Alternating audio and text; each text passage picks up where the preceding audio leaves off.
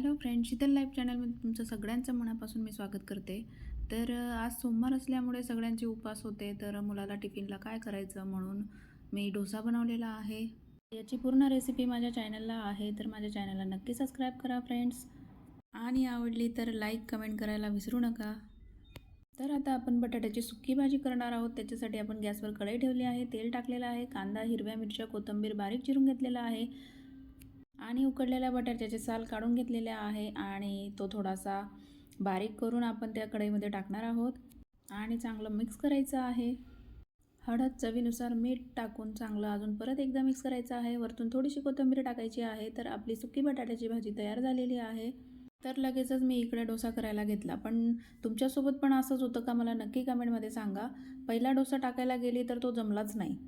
मग लगेचच तो डोसा काढून घेतला आणि दुसरा डोसा केला तेव्हा इतका परफेक्ट जमला. तर असं तुमच्यासोबत पण होतं का मला कमेंटमध्ये नक्की सांगा फ्रेंड्स. तर चला फ्रेंड्स, भेटू पुढच्या ब्लॉगमध्ये. बाय.